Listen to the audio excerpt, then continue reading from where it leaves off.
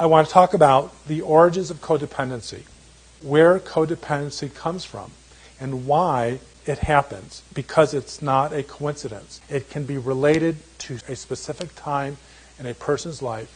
But to understand this, I have to set up a couple explanations first. First of all, codependency and the emotional manipulator disorders are rooted in childhood. Codependents come from families in which there is an emotional manipulator. And sometimes there's a mental illness, there's abuse, drug, trauma. There could be all sorts of really damaging backdrop to their childhood. But to every codependent, I promise you, there is an emotional manipulator parent.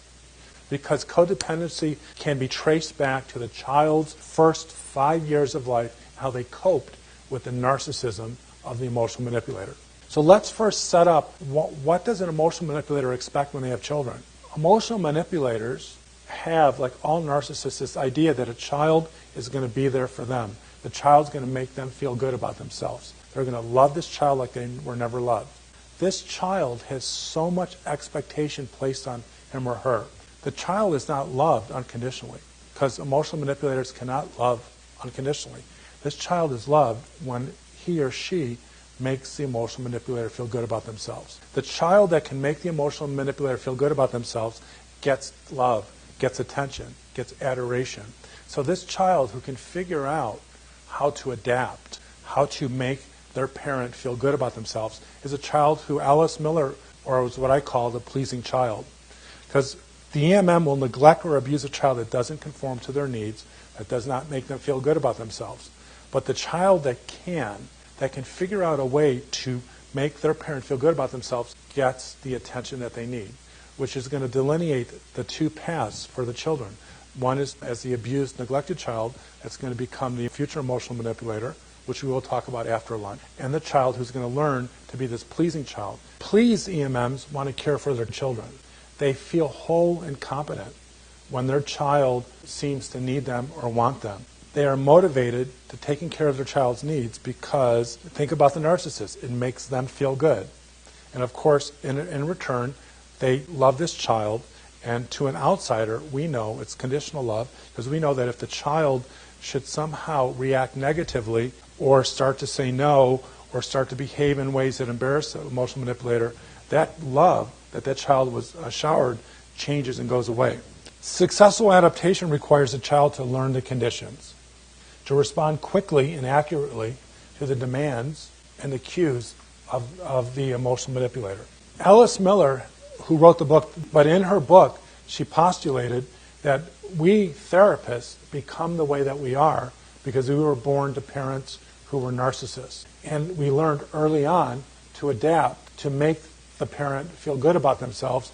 Doing so set up in motion our approach to life, that we get love and attention when we make other people happy. It is true that as early in infancy, a child knows what's going on outside of him or herself and can adapt to the personality of their parent.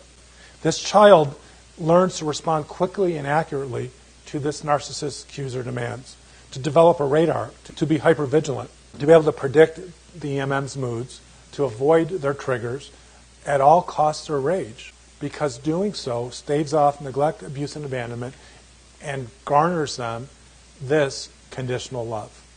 So coping creates codependency skills, to learn how to be the pleasing child, to be a superb actor, to pretending to be happy when not, to control, to suppress, and to sublimate their emotions. Because anger and sadness can trigger the emotional manipulator, which can cause a narcissistic injury that can result in danger or harm to the child. And she also notices, whether she's 6 months old or 4 years old, that when people say no to the narcissist, bad things happen. And they learn to mold their personality in a way to make that narcissist happy. They comply with unnatural expectations. They learn to be calm when frightened, happy when angry. The very seeds of codependency are being planted by this child's ability to adapt to the emotional manipulator. They blend into their environment.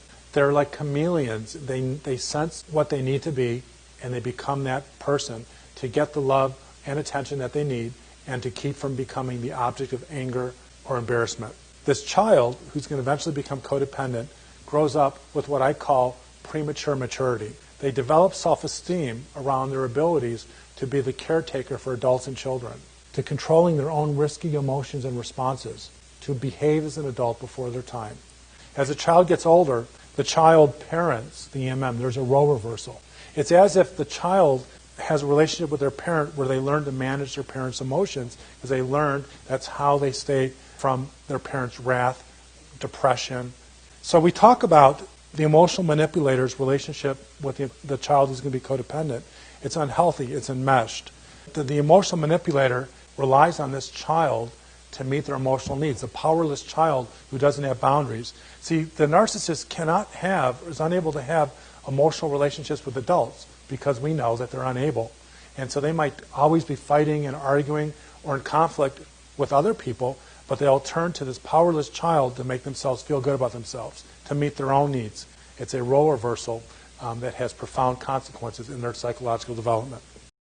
So the results then is this child grows up into an adult who loves those who love them conditionally, who is selfless in relationships, who's reflexively others-oriented, who denies their own needs, who feels safe and familiar with selfish and self-centered people, who rescues people from their feelings, who's proud and determined with their selflessness. They believe in such statements as selflessness and sacrifice are virtues. Happiness and personal safety require sacrifice. A good person doesn't require much. It's selfish to ask for what you want. It's needy to ask for what you want. Or self-reliance is an asset. So this child who is born to an emotional manipulator that learns to adapt by pleasing becomes an adult who accepts conditional love.